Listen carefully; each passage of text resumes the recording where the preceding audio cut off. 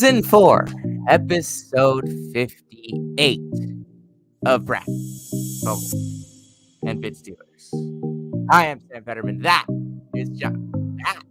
Oh my God, it's been a while. It's Jonathan Litzkin. That, oh my God, is Joe Jackson somewhere. Joe, how you doing tonight? Good. I appreciate you guys having me on. How are you guys doing? Well, I think we're doing pretty well. We apologize for not having any shows over the last week or so since Wednesday's bracket preview, but I think with where we stand right now, I think we feel pretty good about Wednesday's bracket preview. Yeah, that was a good show, and said a lot of turned out to be good things that were on there. A lot of things we've gotten right so far. Yeah, I remember I did say though that I felt the least confident in my picks as I maybe ever had. But here we are, and I have all four Final Four teams still alive. 6 Elite 8 teams still alive going into the Sweet 16. First time in what feels like forever for that, because every year something screws up. Mm-hmm. But we're in a good spot right now in terms of my bracket. Joe, how's yours? Not. I mean, it's decent. I admit I was fairly chalky because I think UConn, Purdue, and Houston are the three best teams by a wide margin. So still got them alive. Out of that West region, and I ended up with Baylor. Obviously, they're not there. So I'll put it at it's okay. It's okay. Yeah, I mean, I hated myself like when I picked anybody but North Carolina, and I don't even think North Carolina is any good.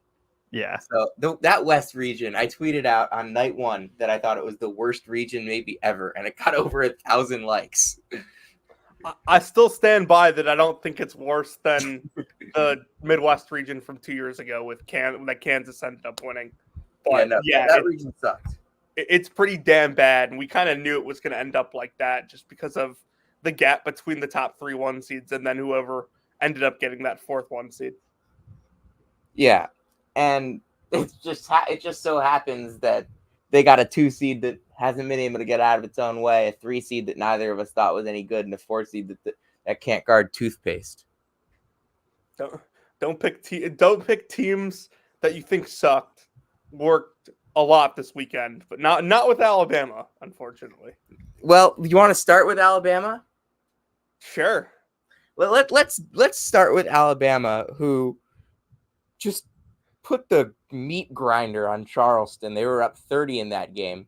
Then they put their walk-ons in, and the walk-ons thought they were Kobe Bryant, and it delayed the Grand Canyon St. Mary's game by about 30 minutes. But what were your takeaways from that game?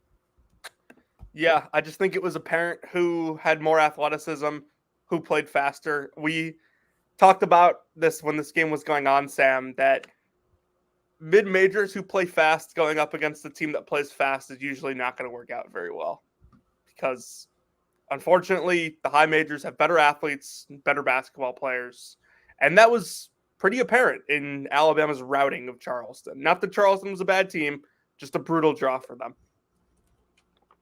Yeah, I mean, go ahead. Yeah, I was just gonna say, and then when you hit 57% of your threes and you're shooting great from the interior, sometimes you just if you're going up against that type of performance, there's not much you can always do about that. Yeah, I mean, look, Mark Sears scored 30 points on 13 shots. Yep. And it didn't even feel like he was like overexerting himself. It just felt like he was being Mark Sears. Like, Alabama is a ridiculous offense in every sense of the word. And when you put them against a team like Charleston that also doesn't really guard, and their offense is good for the CAA, but it does still rely on them shooting a heck of a lot of threes. And Alabama can outshoot anybody in the country on any day, basically. And they'll do that. They're fine doing that. And they didn't do that against Grand Canyon, though. And they still won. And they still gutted that game out. And I thought they were very impressive kind of in the way they gutted it out, even if it wasn't an impressive performance from what you would expect from Alabama.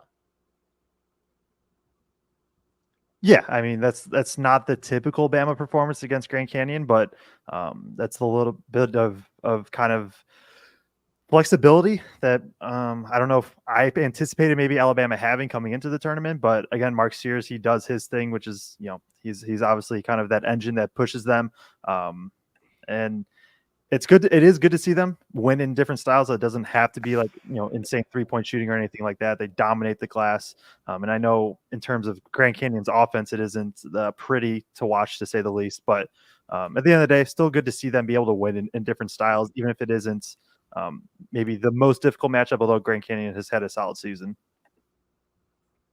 Yeah, that game overall was just very chaotic. It didn't really feel very much structured, which I get. Like, it's neither of those teams styled, but like for a second round NCAA tournament game, it felt very like not under control at all. And like Grand It felt Canyon, like I a think, CBI game.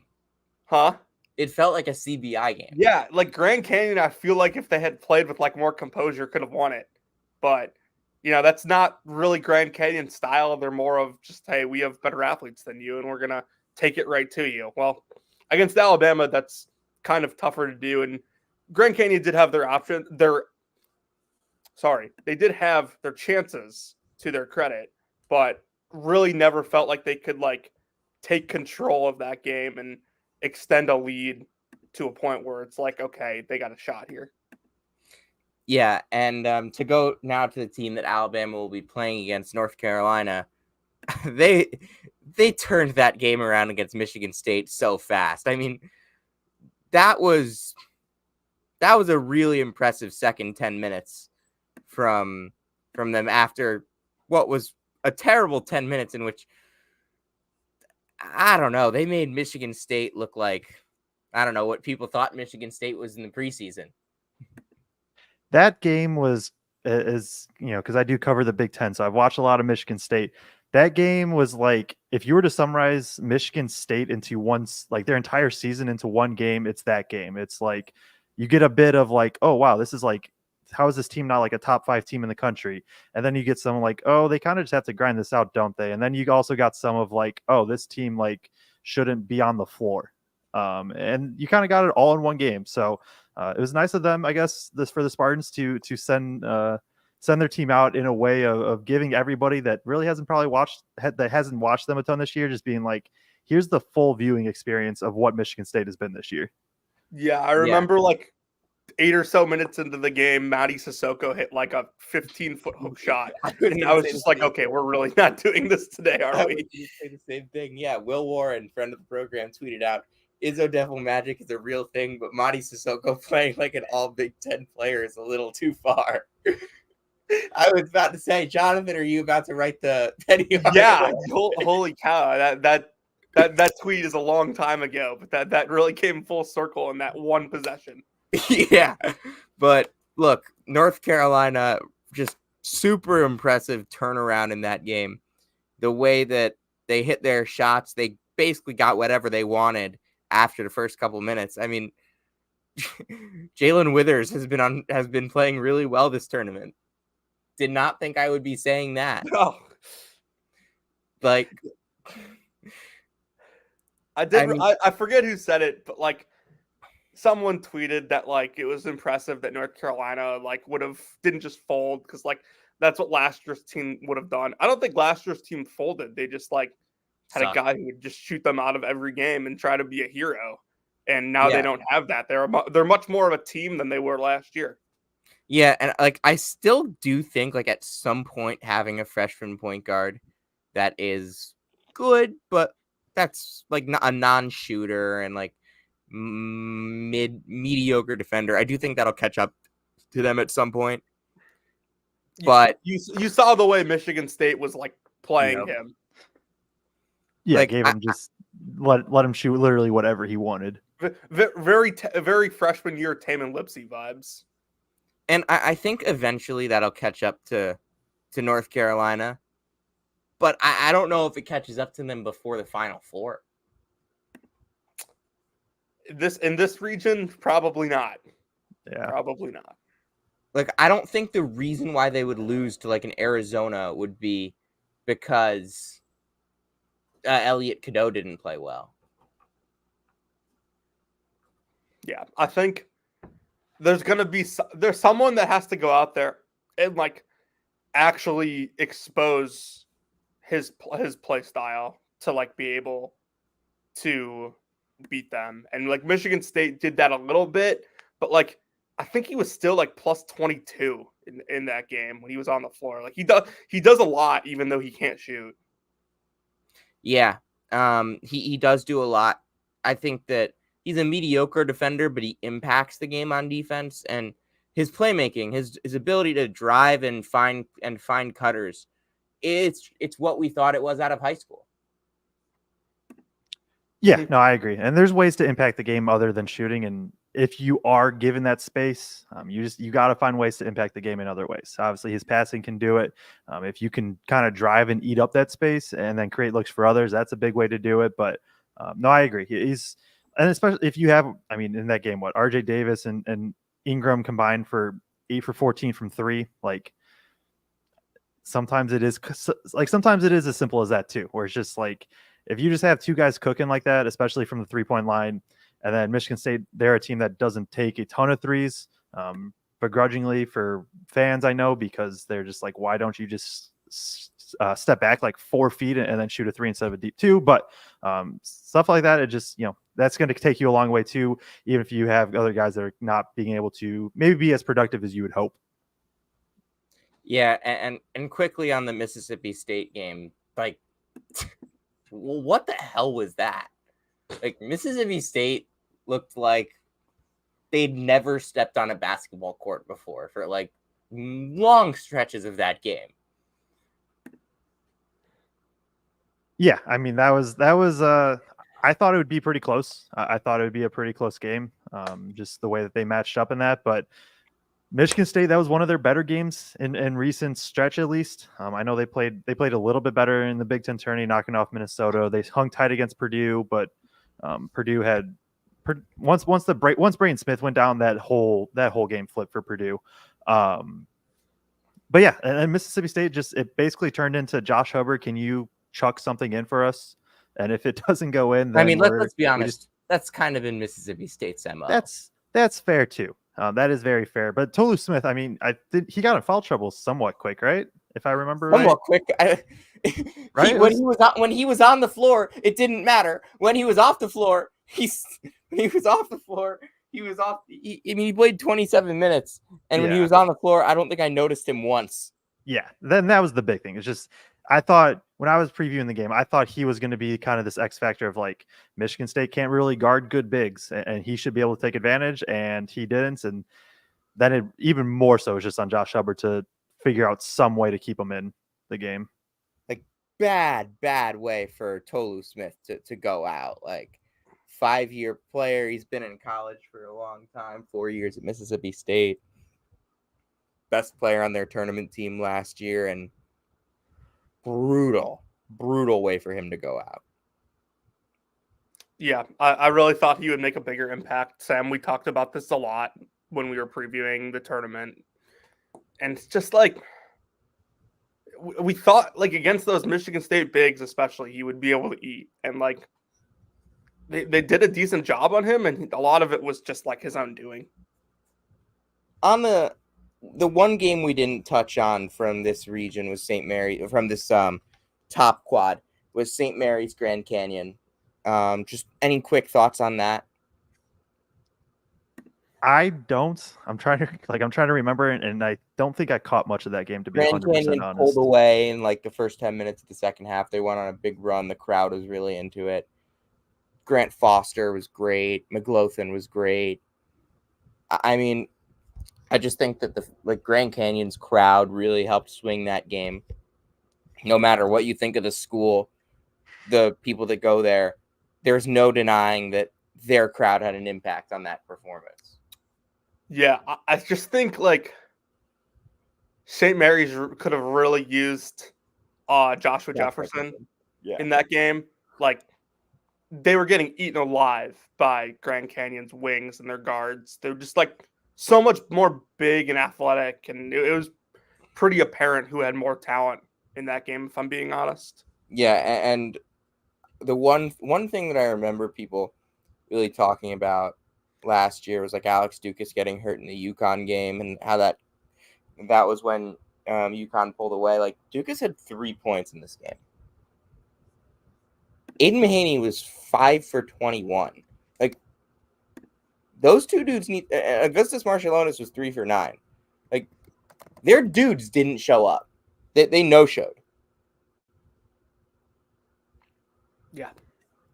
Yep. You're not gonna win when those dudes no show. Yeah. Especially with the lack of depth they had. Yeah, I mean, I think Jordan Ross is eventually going to be a really darn good point guard in the WCC. Maybe even next year, but 10 minutes for him in a close NCAA tournament game? Something must have gone wrong. Yep. Like the last time he played 10 minutes in a game, do you know who they played against? Was it the Pacific game? It was a team that I said if someone did worse then they should have been in the guillotine. Oh, right. Okay. Yeah, it was against Pacific. He hadn't played 10 minutes since the Pacific game. Yeah. And I mean, moving down the bracket, just gonna raise my hand and say I missed on the Clemson New Mexico game. Like, Yeah. okay, Well. Yep. I've been hating on Clemson all year. I wasn't gonna stop just because. I mean, they just lost by 21 to BC. I wasn't gonna stop hating on them that the tournament came around, especially when I thought they got a backcourt that could really play with them, and now Mashburn's in the portal. Yeah, I mean this was, it felt like everybody was on New Mexico. Like They were favored. Can't think of a single person that was picking Clemson, but and then it was just apparent right away. It was like, oh yeah, this is Clemson, and they're just going to run away with this. Impressive stuff from them. I mean, Chase Hunter had a really good game in that one, and just yeah, I mean, bouncing back from losing to BC by 21 and then being able to beat New Mexico by 21, that in itself is just impressive.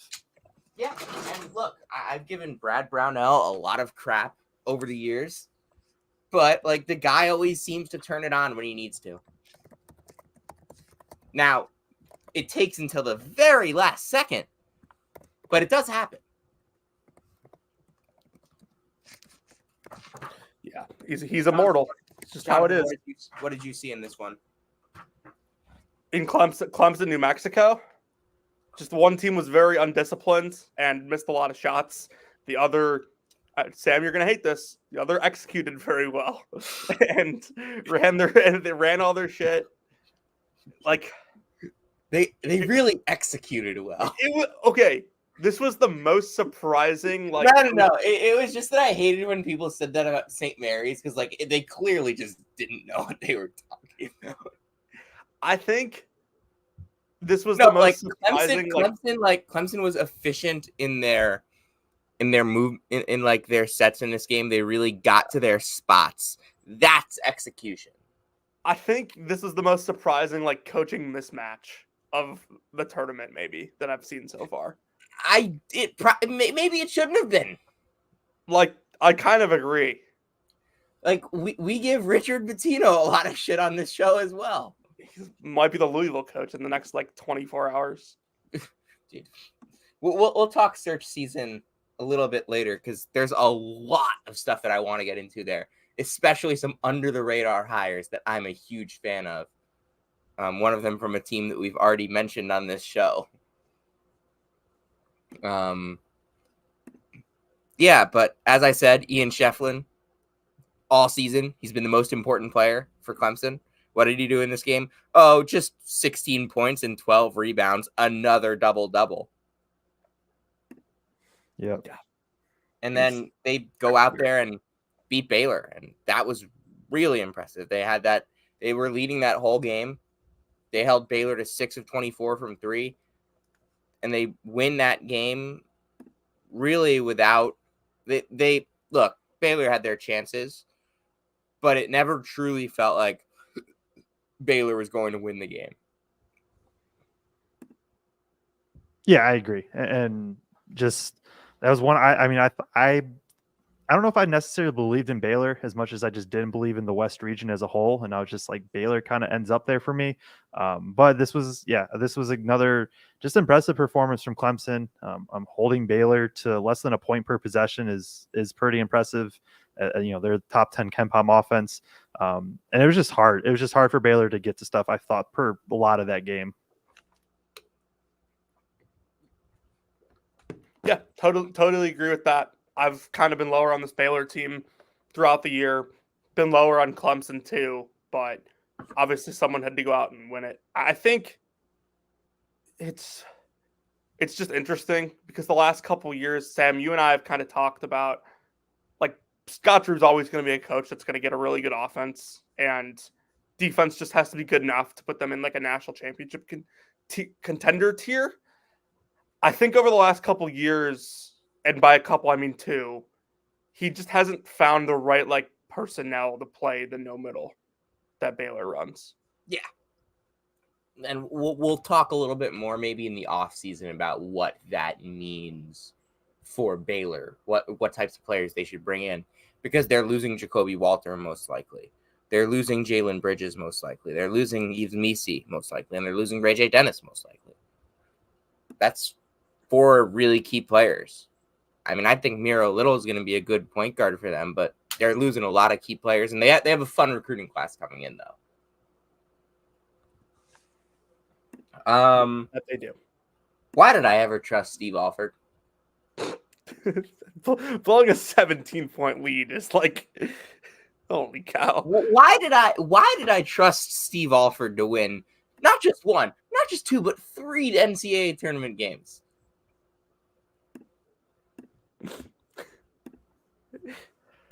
I mean, that says a lot about what I thought about this region. That Dayton team was a freaking disaster down the stretch. Yeah, I mean that was a rough final. What, I don't even know how long that stretch was for Nevada. It was 10 minutes, and it was like a 27-9 run. Yeah, that's what KenPom has 27-9 in the last 10 minutes for Dayton. It was Nevada basically just being like, here's the game if you want it, Dayton. We'll try to just hand this to you and see if you guys can win this. And Dayton did. I don't get how Dayton was even in that game, or let alone won. I mean, that's what, 2 years in a row now, right? Where Nevada just kind of just melts right. Was it? Did they do that last year? I feel last year they got stomped. Yeah, last year they got stomped. I forget which game I'm thinking of then. Arizona but yeah, State. that last 10 minutes was brutal. Yeah. Is there a different outcome with Hunter McIntosh? Maybe. But does it really even matter? Like, everybody else on the team, I don't know, had forgot how to play basketball for the last 10 minutes. Yeah, I mean, this Dayton defense like isn't even very good, and like Anthony Grant just like kind of started putting in this press that like I didn't think was super complicated. They were just like man to man, and they trapped out of it, and like Nevada just could not figure it out. This was so much more embarrassing than Tony Bennett not being able to figure out the 1-3-1. It was awful.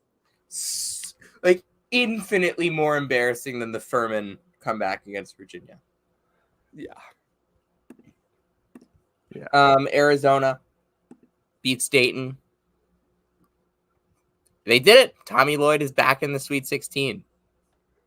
Yeah, I don't really know where this Arizona like choker narrative is. Oh, because they lost last year. Yeah, they got upset one time, and then they lost to a really good Houston team in the Sweet 16. But like this year, they lost some really bad games, and like I felt they couldn't get out of their own way. Like Arizona's the team this year that like has all the metrics, but like I just never believed in them. Yeah. Maybe it's because I believed in them so much at the beginning of last year, and they kind of hurt me the same way. I mean, you remember last year after Maui, I was like, "This is the greatest team I've ever seen." Yeah, they were. I I was talking about how incredible they were right after Maui. It's just so funny because like all I saw on Twitter about them was like, oh yeah, Arizona's back in the Sweet 16. Guys, they were in the Sweet 16 2 years ago. Yeah, pretty comfortable win for them. Thought Jaden Bradley played some really good minutes. I mean, he's been good for them for about 2 months now. Feels like. Look, he was never fit to be like a true point. I think that kind of the fact that they have a bunch of other guards that can handle the ball, Caleb Love when he's not shooting them out of games is actually a really good player. And like Bradley's not a volume shooter, so it's like, okay, there's really no place for you at Alabama if you can't go and shoot a lot of threes for us. So you go to Arizona, find more of a team that like needs your services, and it's been a good fit. Yeah, absolutely. Yeah, I mean, Arizona did what they needed to do in their region. I mean, because you said like their team that they have the metrics you don't really trust. That's kind of just the West region in general. I feel like you could say that about the majority of teams. Yeah, Baylor, Bama, North Carolina, St. Mary's, Michigan State, all of them. Yeah. And so if you're they're all put in one spot, like somebody still has to come out, and Arizona might just have the most talent maybe out of all of them, and you just figure it out along the way and get there. Being handed Dayton after Dayton's very, very close win, that probably helps too, being able to advance to Sweet 16, get Clemson now too. It's setting up for a run for them, but we'll see what happens. Yeah, how do you guys think Arizona and Clemson match up? It's an interesting one. I think Arizona has the athletes to like sort of fight through all the off-ball screens that Clemson sets. But I also like it's the same thing with Arizona every game. If Arizona plays within themselves and like plays smart, they can beat anybody in the country. If they don't, they literally could lose to any high major team, as evidenced with the loss to Oregon State. Yeah. I do want to what I do want to see is how will Clemson guard the pick and roll. They're not a very good pick and roll defensive team, and Ballo is really good on the roll. And I just want to see how they kind of exploit the coverages that Clemson runs, and that's kind of where I think Arizona gains the advantage in this game. Yeah, that's kind of where I was going to. Pick and roll, just the ability to work it inside should be good. I mean, yeah, Clemson is been very, very bad in pick and roll coverage, and they'll kind of show the big a decent bit. Are they gonna? If they do that, then it goes back to if as long as Arizona plays within themselves, Boswell and Love make the right plays, making the right reads, making sure that they hit the roller. If Ballo is there, then you can work it out from there. I lean Arizona for this game. But I've also doubted Clemson for a while, and hey, they're in the Sweet 16, so who knows? I'm gonna keep doubting Clemson, and I'm gonna doubt Clemson until their season ends. I'll go against you guys and pick Clemson here. Like, I just think this Arizona team is. I've been pretty adamant that this Arizona team is going to shoot themselves out of a game eventually. I picked them to lose in the Sweet 16 in my original bracket. I'm going to stick with it. I'm just gonna keep doubting Clemson. I don't care if they cut the nets down. I'm gonna keep doubting them. I don't care if this Clemson team wins 4 more games. we may have to end this podcast. Dude, if this Clemson team wins 4 more games, I think the ACC Twitter would like. Oh yeah, they would pull a lot of receipts on us, dude. It'd be like campaigning that Louisville should have made the tournament. Hey, Louisville almost beat Syracuse at the Dome. Does that mean that they should have made the NCAA tournament? Maybe. North Carolina and Alabama. In my bracket, I picked Bama. And as I think through this, I don't quite know why I picked Bama. And so I want to go back to UNC because even if I don't fully believe in UNC, I think they're the better team. I think that they have enough to be able to, keep up with Alabama both offensively, and then I just think they have the much better defense in general.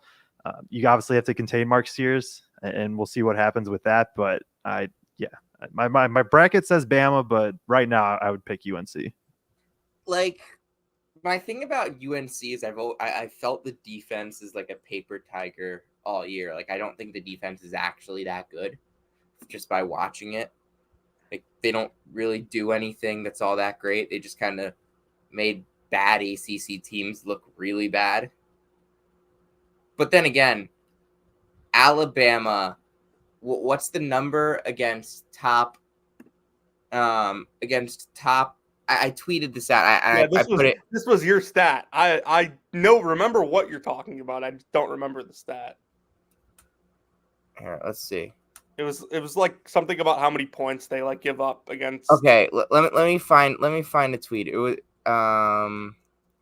Alabama. I sent this tweet. Okay, March 5th. Alabama is now 4-10 against teams with top 40 offenses, 2-9 against top 25, allowing 90.7 points per game, and 16-0 against everybody else, allowing 66.3.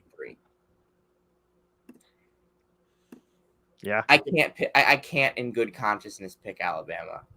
Yeah, I think you and I, Sam, really got over our kind of UNC agenda narratives late in the season, and like realized that like, hey, this team's got a path to like really get to a Final Four and maybe go further depending on how they play when they get there. Yeah, I think that second win at Duke kind of really made me okay. Yeah, this is it.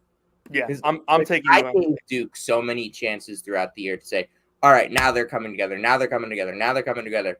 And I never really gave UNC that leeway. And then when they beat Duke, I just had to. Mm-hmm. Yeah, decided doing a podcast with a Duke guy. It's true. Got the picture behind me. Anyway. Yeah, where do you want to go next? Why don't we go to the Midwest? Why don't we go right across the bracket? I know we got to do this. Mm-hmm. The most interesting result, I think, without a doubt, from the Midwest is the Kansas-Samford game. Because that was, first of all, that was clean. It was clean, 100%. It was cleaner than... It was cleaner than my room before I left for winter break.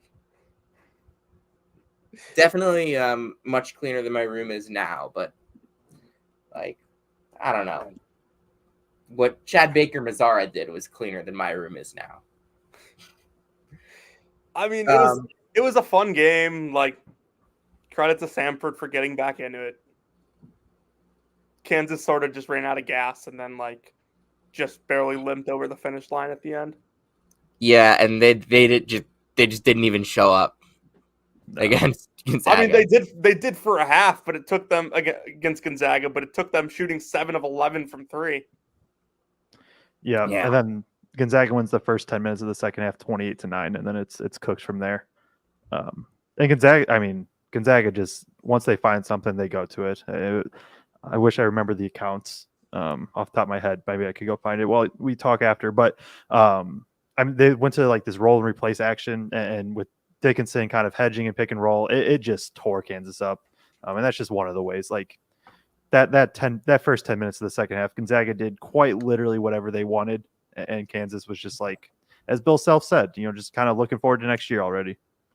Like, how convinced am I that Gonzaga is really good? Like, definitely a lot more convinced than I was a week ago.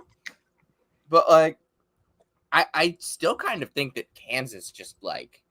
I think Kansas just laid down. Also, like the lack of in-game adjustments. They were missing a guy who I voted first team All-America. Like, there's a reason this team sucks without him.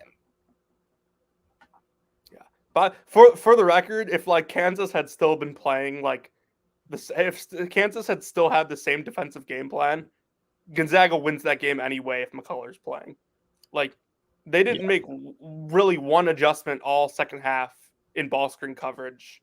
And Gonzaga, just like you said, Joe, kept I picking think it like apart. they just kind of said like, all right, they're going. We're not shooting as well. Let's pack it up. Let's start contacting transfers. In a second round tournament game, that is wild. Hey, I said it about Arkansas last year, and their fans found it. I thought Arkansas lost that game in the first media timeout last year. Who was guarding Jalen Wilson? Oh God, Was it Nick Smith? Yeah, it was Nick Smith on Jalen Wilson. Well, what was the tweet? Arkansas was too busy contacting guys in the portal this week to actually come up with a game plan. Yeah. What did you you texted me Nick Smith on Wilson. you texted me Muss lost this game before it even started. Nick Smith on Wilson is a coaching malpractice. And to his credit, they made the adjustment and like actually fought back to win it. But yep. Like, but that tweet has 48 replies and 22 quotes. Oh, little did they know you got the last laugh next week. Oh yeah, that was fun. We'll get to that a little bit later. Gonzaga McNeese, just like Will Wade, like coached this game like he was coaching a Southland game. I mentioned this a few times on Twitter and DMs, in texts. Like they trapped every freaking. They trapped every post touch, and like they were trapping from the weak side, and just the corner was wide open. And like I know Gonzaga is not a great shooting team, but everyone on this Gonzaga team can make that pass. And like McNeese's identity is they're switching ball screens, not their. Like, that's when they're best, not when they're trapping, at least against good teams.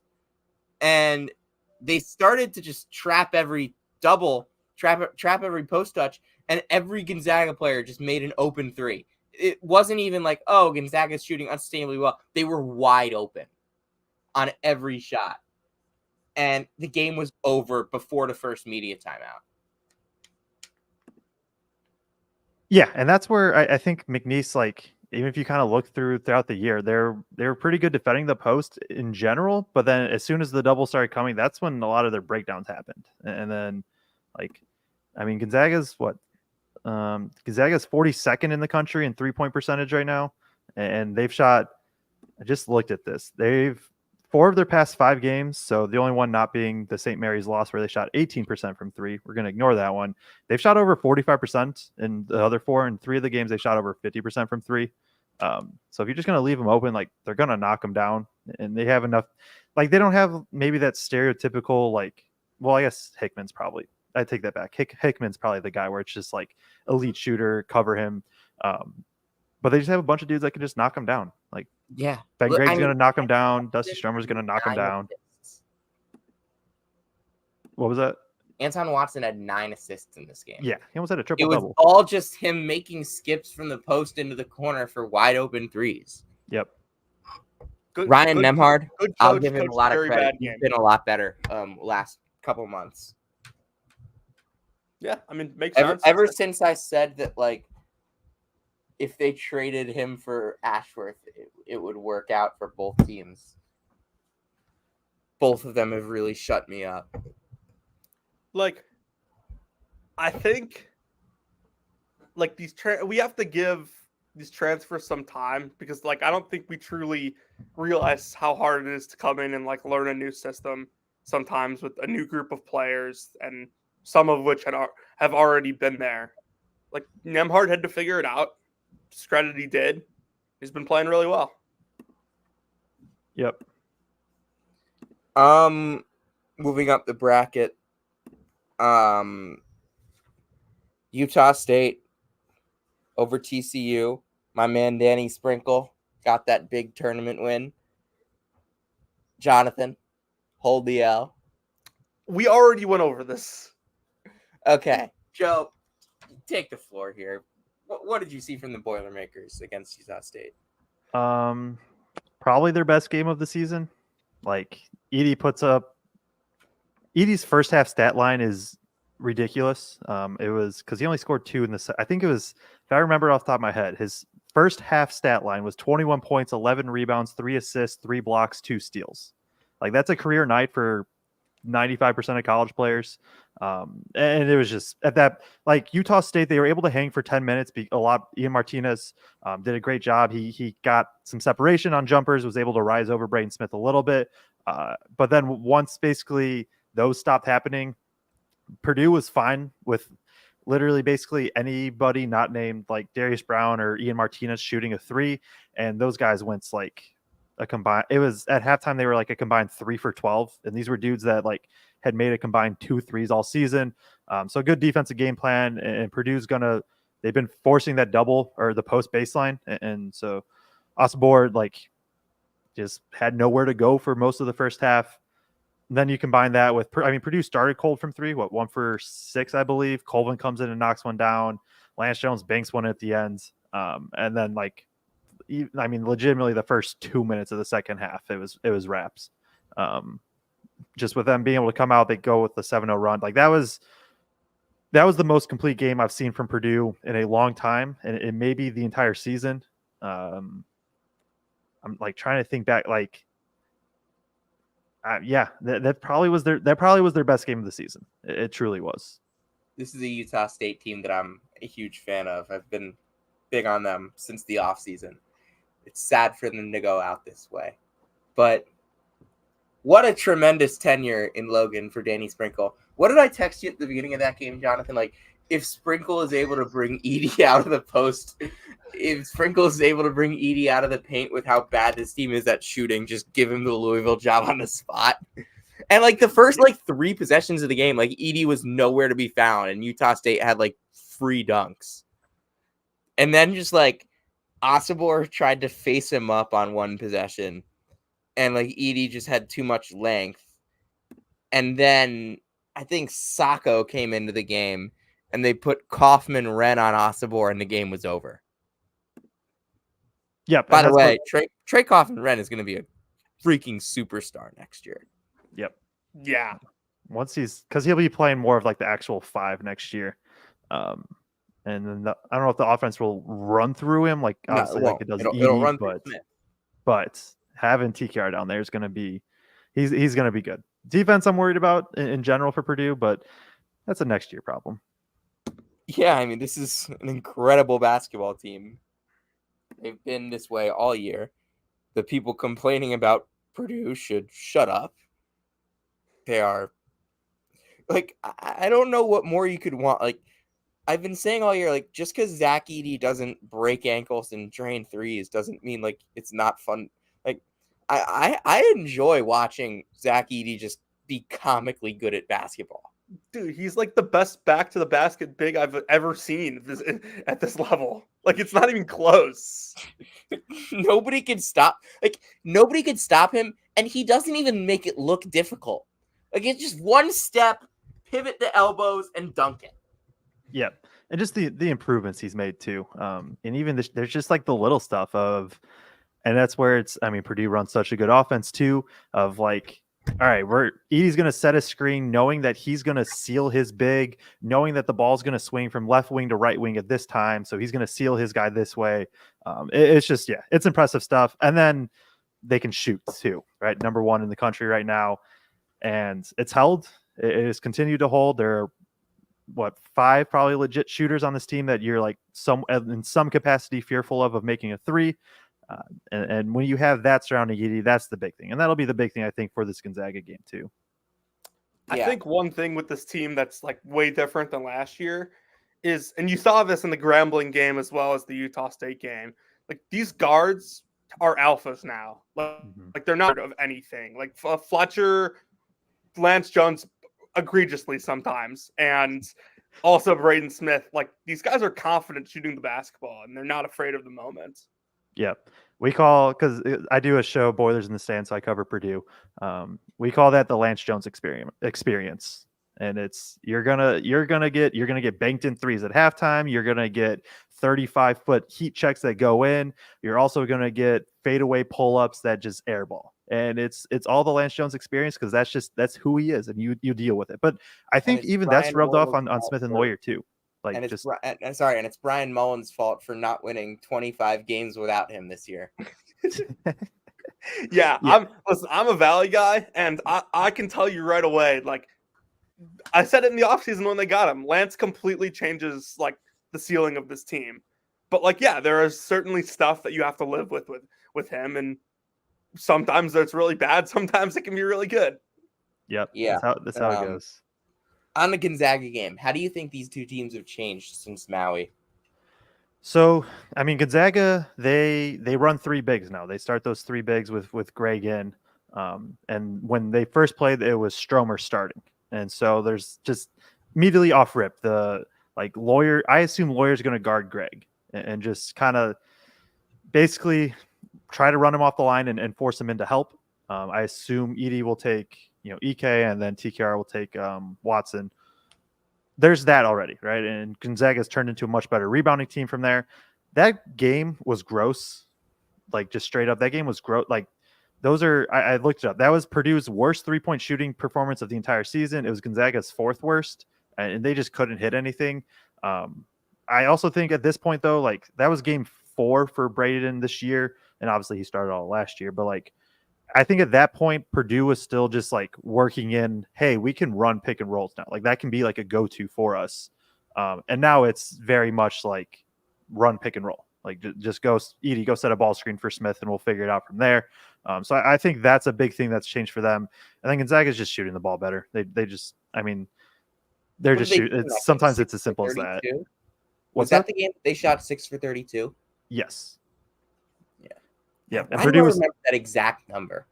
Yeah, that was a good pull off the top of your. I only know it because I've been researching it today, because Purdue was 4 for 17 from 3 that game. If Gonzaga went ahead like not shoot 32 combined threes in their next like 2 months. Yeah, pretty much. That was their second most attempts. I don't think they shot a single one in the first half against UConn. Trying to pull it up. They put up 20 against Syracuse and 16 against UCLA, I guess. But yeah. That Syracuse game is a figment of my imagination at this point. completely wiped Maui Syracuse off my brain. Just everything else has taken so much more precedence. There has been so much stupid shit that happened in Syracuse's season that I'm sure 99.9% of college basketball fans do not give a crap about. And they really shouldn't. But, okay, moving on to the bottom half of this region. Virginia is contagious. Yep. Like, Virginia gave it to Colorado State. Colorado State gave it to Texas. Did Texas give it to Tennessee? Hopefully not for their sake, but we'll see with that Creighton matchup. Yeah, I mean, those are some brutal games to watch in terms of offensive output. It was pathetic. Even the Texas Tennessee game wasn't fun by any means. But Tennessee figures out a way, and now it's a whole new slate. You go up against Creighton. I think they match up pretty well with Creighton, but also Creighton, I think I trust more of their offensive guys to at least have the ability to show up. I think that's going to be out of there's 8 Sweet 16 games. That's probably number 2 or 3 that I'm probably most excited for. Shout out St. Peter's.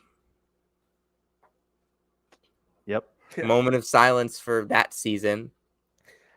Nobody has entered the portal yet. Sam, you know how high I am on this Tennessee team. You know how high I've been on this Tennessee team. Hey, I wasn't done. I wasn't done. Okay, go ahead. I wasn't done eulogizing the Peacocks. Go ahead. I hope Corey comes back. I don't think it's likely. I hope Mohamed So comes back. I don't know if it's likely. Latrell is gone. I think Armani Ziegler can really be a stud in this league if he comes back. But Bosch really took some great steps forward this year, and really excited for the future. And I'm not just excited for the future of his program. I'm excited for the future of him giving good quotes. He did it for the first time ever in the last 2 games of the MAC tournament. It was like, oh my God, is this a new person? It's crazy what you get when your team is playing super well and it goes through a monumental stretch of the season. Yeah. Jonathan, talk about the Vols. Yeah. Speaking of the Ziegler family, Sam, you know how high I've been on this Tennessee team since really May when they brought in Dalton and they brought back the guys they did. My friend they got Harrison, lower, and then when they brought back George Josiah. yeah, and he's been great. Harrison told me during the Tennessee-Texas game that he's never seen me more stressed during an NCAA tournament game.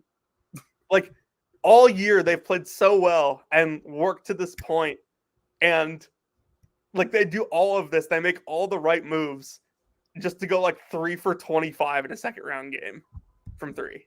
And my brain is telling me, okay, they're not going to shoot close to that poorly again. And they're going to go out and beat Creighton and then have a good shot in another Maui rematch against Purdue.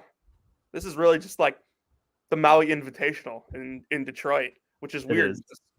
It's the second Maui Invitational was in Asheville, North Carolina one time. Huh?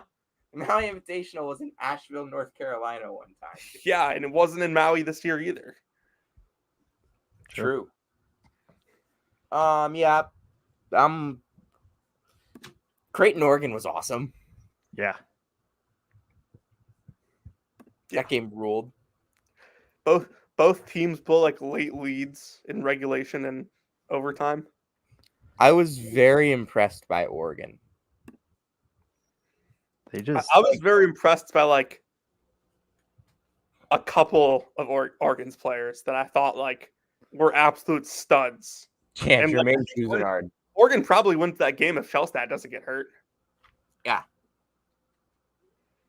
Or if they just were able to take a 10-minute break for in between overtimes and regain any sort of energy. They were just they were gassed.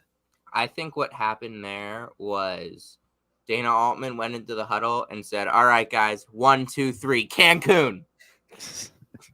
And they were like, "All right, let's do it." That was the worst double overtime performance, the worst overtime period performance I have maybe ever seen from any team in any sport. They just bent over and said, "All right, we're done.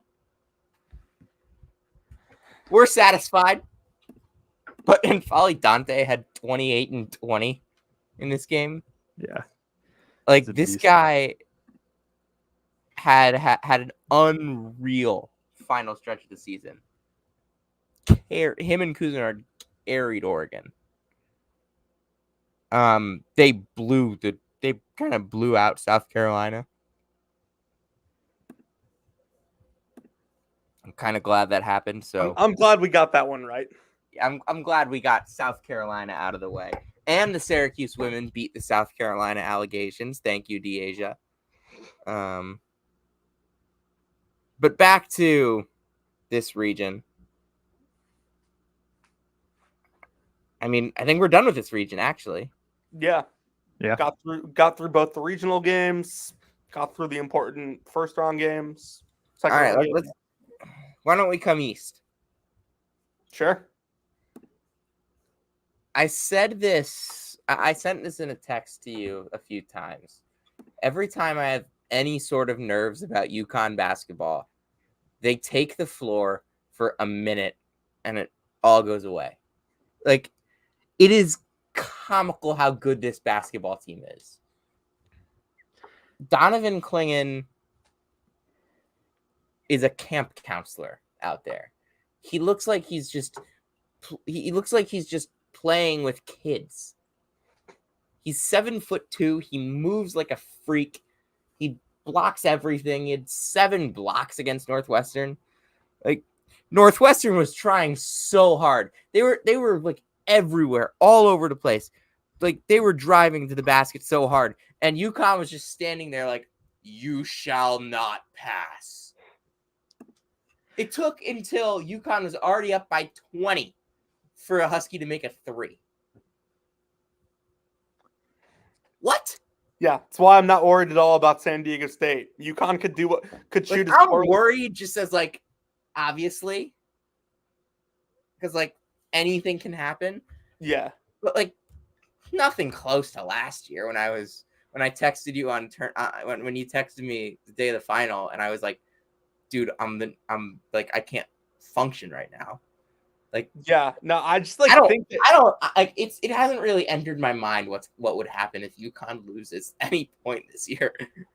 I just think that San Diego State could defend as well as they did last year against Alabama, and I don't really think it'll matter because UConn just has so much more to go to than Alabama did last year. Yeah, and Brennan Miller shot 3 for 16 and he had like a broken arm or something like that. He was hurt, I remember. Yeah. I mean, yeah, UConn is, I mean, the best in the country. Like, I had a little bit of hope for Northwestern. I was just like, maybe this is just like an all-time boo-booey performance. And then not even kidding, I think 45 seconds in, I was like, oh, yeah, no, this is done. Like, it's just what UConn does. That's every UConn game. That's every UConn game. It's just what they do. Like you want them to defend really well, they got you. If you want them to knock down threes, they can do that. If they aren't going to knock down threes, they'll figure out other ways to get going. And then, yeah, you have NBA talent. You have a big. You have guard. You have shoot. Hey, like two just bigs. everything. Two bigs. Yes. My bad. Yeah. Shout out Cam Spencer, Big Ten alum. Hey, Patriot League legend as well. True. But this UConn team, like all the content for this team, like has been explored. Like we're not breaking any news here when they say they run the most intricate offense in the country. When they say they have freakazoid big men.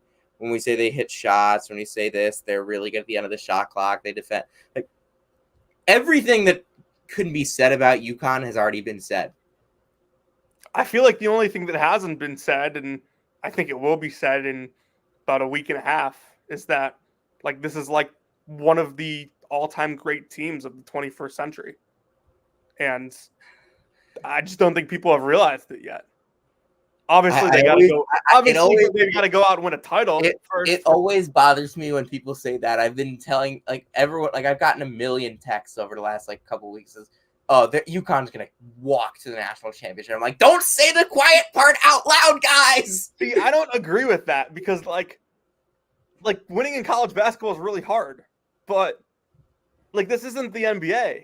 But at the same time, like I think if this team, I mean, even if they just get to a Final Four or like lose in the national title game, my view won't change that they're still like one of the best teams that I've probably ever watched. I mean, I always maintained that the 2009 team was better than both the national championship teams because they were a heck of a lot better than both of the national championship teams. And then last year's team, I was just like, holy crap. They had a level that the 09 team didn't have. And then this year's team just has a level above that. My logic with them last year when watching the tournament was just like, okay, all these Big East coaches have now coached against Hurley for a couple years. They have these guys scouted pretty well, and that was like the reason for their kind of bad stretch in January during the middle of the season last year. Well, this year, like it didn't really feel like many teams had them scouted as well as last year, and they were just that much better. And so if Big East teams didn't have them scouted really well and weren't beating them like they did last year, should I think that like these other teams that they're going to see in the tournament are going to do it? Staying in state. Actually, no, we can't go there yet. We have to talk about the Virginia versus Virginia game that happened in Brooklyn in the first round. Northwestern FAU? Yes. What was John L. Davis had his mind on Ann Arbor on that last possession. I don't know what that was. I don't know what that game was because that was like it was Virginia versus Virginia. But it was like two good offenses with not great defenses, and then they're like, actually, let's not. Yeah, I said score. Virginia's contagious. Yeah, it spread there. It spread for sure. It spreads. I just like that was the worst offensive game I've seen in a very long time in terms of execution, Jonathan. one of the things that I just like noticed while watching FAU during that game it's like all these guys just seemed like very timid compared to like what they were last year, except for Janelle. And like I thought Elijah Martin was like a legit NBA prospect at the start of the year, and like he just like doesn't have the same juice that he did last year. Like Vlad is still good, Janelle is still really good, but like it felt like their role. Gaffney, Vlad, and Janelle are better. Everybody else is markedly worse. Yeah, it felt like their role players Actually, really Weatherspoon's not bad. It just felt like their secondary options took a very big like step Martin back. And Boyd in particular. Mm-hmm. And then obviously their defense wasn't nearly as good. And like Rosado has obviously missed a lot of time and didn't really play a ton down the stretch. And I mean, he played 18 minutes in the Final Four game. He played 12 minutes in this tournament game, 10 minutes against Temple. Like he was playing 20 minutes basically every game last year. Boyd hasn't been very good this year. Greenlee hasn't been very good this year. 3-point percentage dropped by 8%. And look, Weatherspoon's been really good defensively this year, but I don't think he's brought a ton offensively. And Michael Forrest was the guy that would hit tough shots when they needed him to. And he's gone. That's the one guy that left. And obviously they were totally disengaged on defense for 85% of the year. Yeah. Yep. But I still think Dusty May is a terrific coach, and we'll kind of get into that when we're done with all the tournament stuff and then a little bit of NIT stuff, maybe. Dude, when you and I did the FAU preview with Kevin at the start of the year, like we very blatantly said, like, hey, this team could absolutely come out and miss the tournament this year because like they're due for so much regression. We said that like there was a chance they could coast. Yeah, they still made the tournament. I think coasted and they still made the tournament. That. Good for them. 25 wins. We'll eulogize FAU when we talk about Dusty taking the Michigan job. Mm-hmm.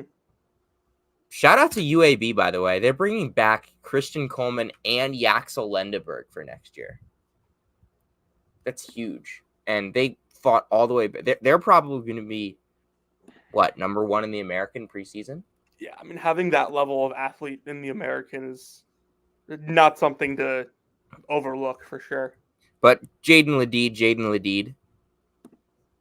Yeah. I still remember on our preview show the night before the season when Austin said, like, oh, Jaden Ledede is shooting threes now. I was like, I'd like to see that first.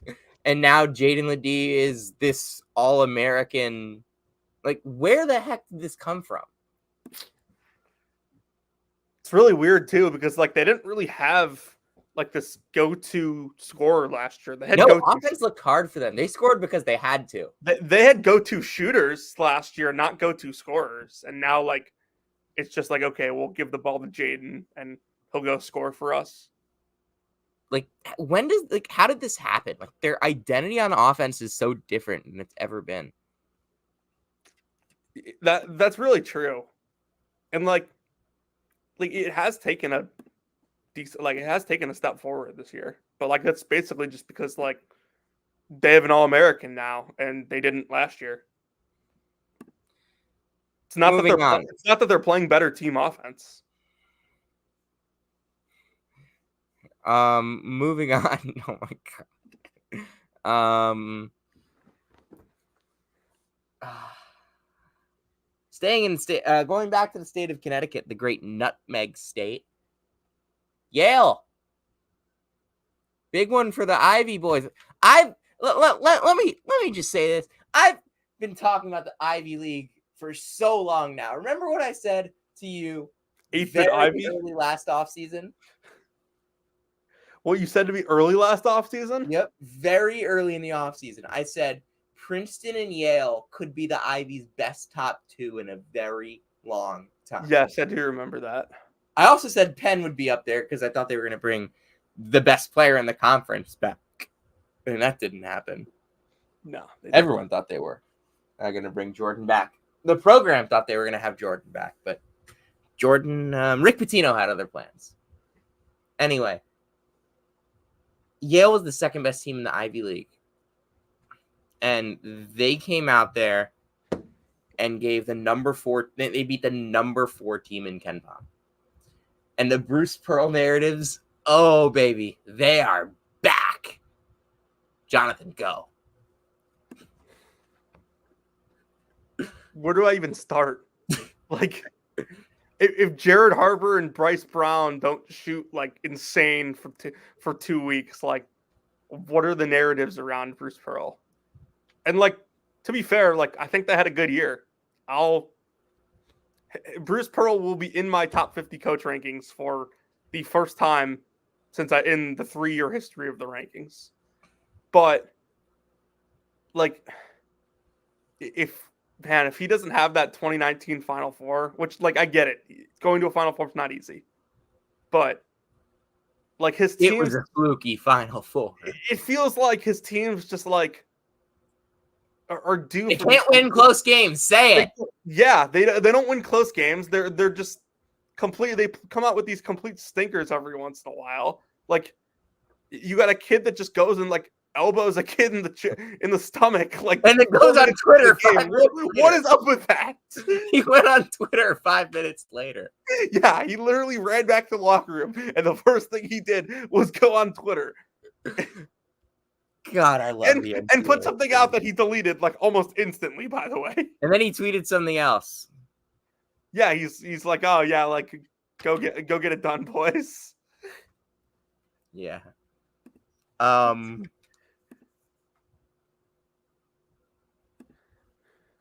Yeah.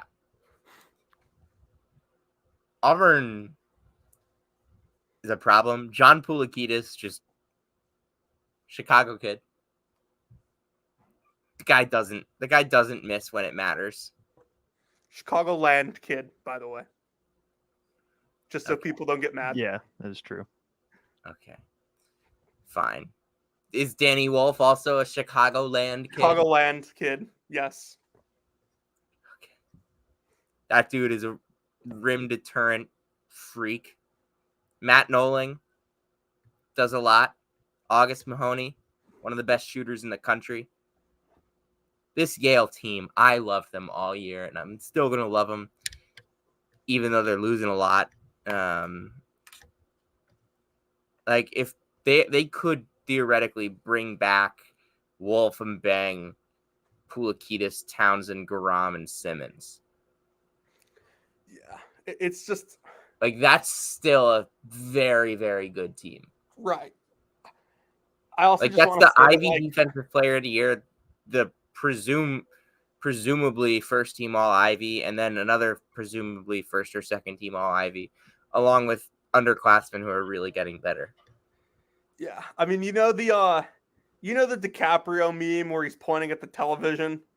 Yeah, that's what I felt like when Katie Johnson took that final shot. I'm just like, hey, wait a second, I've seen this for 3 years. I wanted to post the Wendell Green shot so bad when I don't remember. There was one moment in the tournament. Oh, it was every Wade Taylor shot. We'll get to that. That was wild. Yeah, we'll get to that. We'll probably spend an hour on that game alone. Joe, I kind of want to hear your thoughts on. I know you were reviewing some stuff on Twitter with Iowa State, Illinois earlier today. Yeah, I mean, that's probably the matchup I'm looking forward to the most. Illinois has been clicking. They've won. They're really executing. I mean, they are though. Number one offense versus number one defense. Like, that's just gonna be fun. Basically, what they do kind of counters each other naturally. Illinois wants to get to booty ball with Marcus Damask, and Iowa State's just gonna trap that, and so now it's gonna turn into kickouts. But then there's also Terrence Shannon, who just can kind of ignore defenses at times with his ability to get downhill. Like, I was, when I was reviewing, and obviously I've watched Illinois all year, but it's just like some of his takes in transition. There was one, he was legitimately 1-on-4. He caught the ball at half court. It was 1-on-4, and I don't think he got touched going to the rim. And it's just like, okay, well, if he can do that, I know Iowa State, like they have some dudes that can score. I don't know.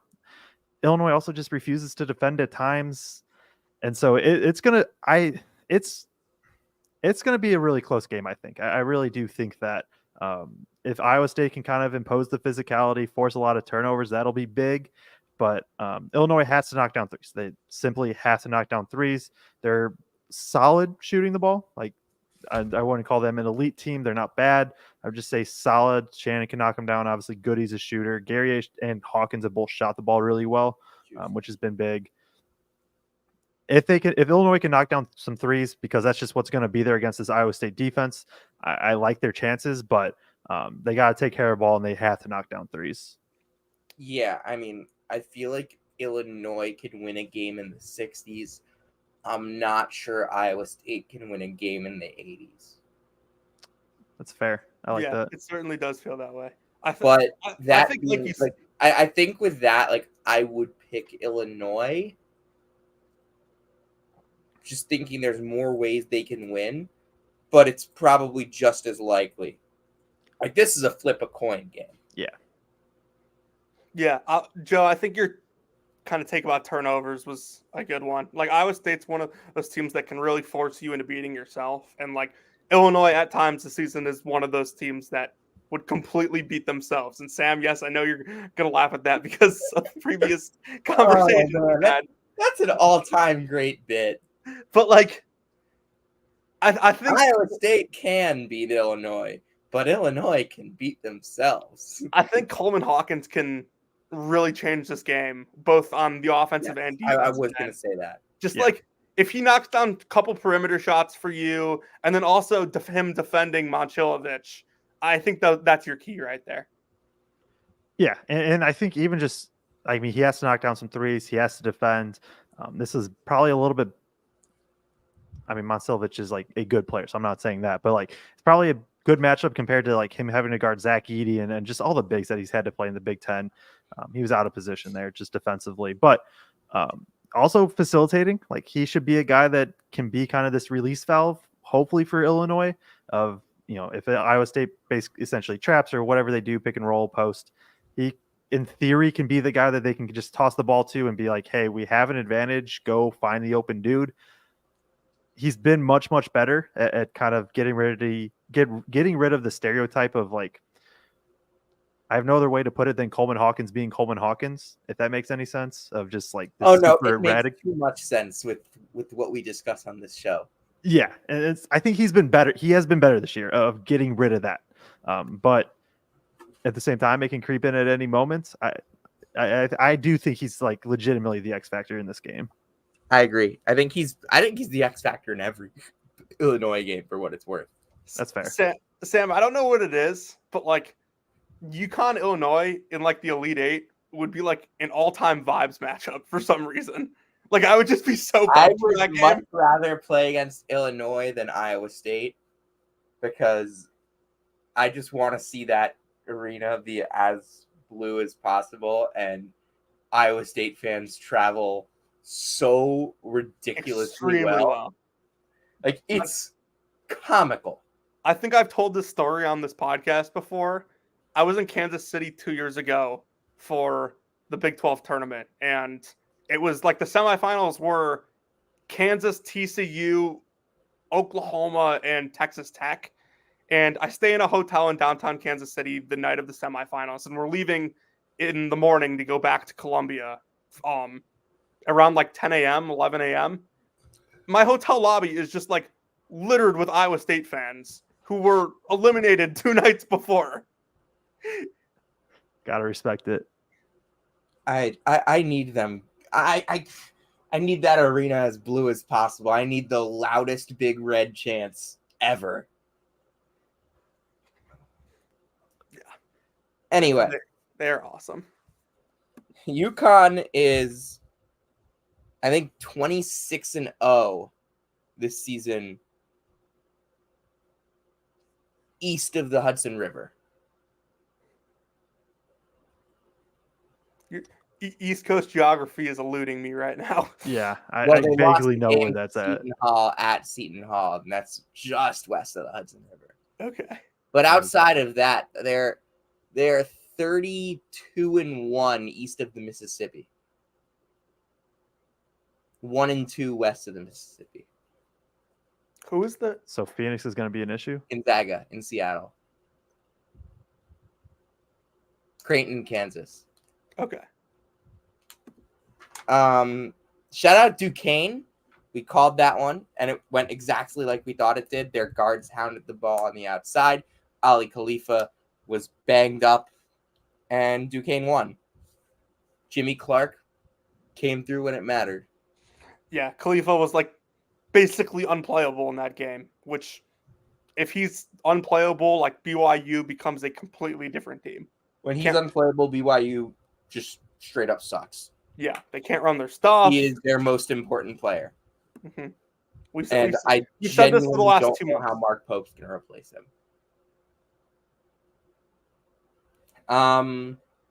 I was right again on Washington State Drake. Tucker played like crap again in the NCAA tournament. That he did. I think he played pretty well in the first half. Yeah, he did. He did. And for like the beginning of the second half. Darnell Brody was the best player on the floor in that game. Then he fouled out. Yeah, he was awesome. And Isaac Jones was the best player on the floor after that. Yeah, I was kind of surprised it took Washington State so long to like start going to him because, I mean, Drake basically had nobody that could guard him. Yeah, nobody that came close to the size and athleticism that Jones had. And like Jalen Wells and Miles Rice were like also like great for them in the tournament overall. Yeah, it was fun to watch Morehead State in that first half. That ended quickly though. Yeah, Morehead State's fun. I dove into their film. They were fun. My friends who bet Morehead State money line, like they go up 9-0 to start the game, and he turns to me and goes, "This is the happiest I'll be all game." That one went is pretty much how I thought though. Like I thought Morehead State would keep it close for 20 minutes, and then Illinois was just like, "Oh yeah, we're better." And Illinois has done that against Morehead State's not a bad team. Let me take that back, but lesser teams. It's just what they. I mean, you look at their non-con. Even they just let not as good teams hang around for whatever reason. Yeah. Hey, at least they're not Indiana. In that true. sense. That's true. Indiana. I still think Morehead State should have won that game. They should. Indiana also let teams that were way worse than Morehead State hang around. Indiana almost lost to a team that I saw lose 52-47 to a team that didn't have a D1 win in January. To be fair, that team then won 7 games in a row, and we had their coach on the podcast, and their season basically ended right after that. Pretty much. Shout out Mike McGarvey and Lafayette. Hopefully we don't jinx you next year. Oh, do we want to go to the final? I still can't believe I drove 2 hours on a Thursday night on a Tuesday night for a Patriot League basketball game. Wednesday night. I still can't believe you went to Albany, Long Island. In Brooklyn. That was like one of the biggest sickos things you've ever done. Hey, you don't get to 89 games without being a total sicko. That is true. That is true. Or having like a private jet. Yeah. Well, you could just be Rocco Miller and be funded by the Saudi Arabia. Let's go south. Let's talk about your Blue Devils. Yeah. Just completely. When I think I'm out, they pull me back in. They just like completely out-scout and out-coach a good JMU team, and it's like the kind of like the mental gymnastics people will do to like discredit Duke at times is just so funny. It's like, okay, these guys like pretty much dominated Wisconsin for 40 minutes, and Duke goes out and beats them by 30, and people like were like, oh well, they beat a 12 seed. They beat a team by 30 that won 31 games. Like, yeah, Duke usually doesn't play like that. Trust me. I watch every single Duke game. They usually don't play like that. But they came out with a great game plan. They had them well scouted and just kind of jumped them from the start. By far the most impressive performance of the John Shire era for Duke. Yeah. Totally agree. I know that like saying that after beating James Madison in the round of 32 seems a little pejorative. but like James Madison was 32-3, and they beat them 93-55, and it was never close. Mhm. And they did that without a key player who's obviously out for the tournament, and without National Player of the Year post Christmas break Jalen Blake's even giving them much. Hopefully he's healthy because they're gonna need him the rest of the tournament without Caleb Foster. Yeah, Jared McCain. He's that dude. I don't have words. Like, the guy loves the big moment. I was like kind of secretly hoping like in like January and February that like because of how like popular he is on social media, there will be like enough NIL for him to like stay a second year. Like there's no chance of that happening right now. No. None. No, the dude's so. I mean, he's just so good. Like every time I watch Duke, I'm just like, yeah, this dude's good. Yeah, no, that was impressive stuff from Duke, and you can't discredit James Madison. And I know James Madison was a pretty popular pick over Wisconsin. Oh my God, they matched I up. wrote that down so fast in my bracket. You have no idea. Yeah, I mean they just matched up so well with Wisconsin too, and Wisconsin like. I mean, they had the Big Ten tourney stretch where they look better, but it's if AJ Storr isn't knocking down 17-footers, like they just Wisconsin to me is a team like, and this is where they were good for a while because AJ Storr filled that alpha role at least offensively, and Chucky's probably the better player overall just because of what he can do defensively. But like they just have a bunch of dudes that I think are great like second or third options, but they just like if Storr isn't hitting, they just don't have that dude. What? And then Indiana has a bunch of dudes for fourth and fifth options. You like this show because we take any chance we get to insult Indiana. We really do. Yeah, we'll see. We'll see what I mean. What I have their scholarship. Yeah, they're up to like 9 open scholarships or something like that right now. With 0 incoming recruits. Yep. I wish good luck starting shooting guard next year. I wish good luck to Mike Woodson on finding 9 transfers that can all play together to form an NCAA tournament team. And I wish good luck to whatever their AD's name is to keep his job, who decided to run it back for another year with Dusty May being a prime candidate. Although he did, I think, just hire a pretty good football coach. So maybe that gives him some leeway. Yeah. No, and yeah, we'll see. I mean, maybe Indiana will try Mbako at the 2 this year instead of the 3. Just go the other way of what probably should happen. Yeah, back to Wisconsin. They've just been ass lately. Yeah. Like, they lost, 8 of 11 to close the regular season? There's nothing else. There's like no other way to put it. They were 16-4 and they finished 22-14. Yep. They went 6-10 since February 1st. Like, what are we doing here? I could never be bought in on them, even when they were 16-4. It just never felt sustainable. And then I think things flipped. They lose a lot of close games in that stretch, to be fair. 2 OT games and like six of those losses are by 6 or less points, which is obviously a tough break, but yeah, they just never felt like that. I mean, when they played Purdue, that first matchup against Purdue, they were number 6. I know I'm not an AP poll guy, but they were ranked number 6 in the AP poll for whatever that's worth. And this is where they ended up. Yeah. Being number 6 in the AP poll and then your seed almost being lower than that late in the season is probably a bad sign. Yeah. And let's be real here. They could have been an 8 seed and nobody would have blinked an eye. No, that Big Ten tourney run really helped them out, and I think in that aspect, especially, and you get the Purdue win in there. I mean, if they didn't beat Purdue, nobody would like that. We wouldn't be saying Big Ten tourney run. We'd be saying, hey, you won 2 games. Nice job. Yep. Yeah. Beat. Was it Maryland that they beat? They beat Maryland game 1 Maryland and then an injured Northwestern team. That the narrative would have completely changed.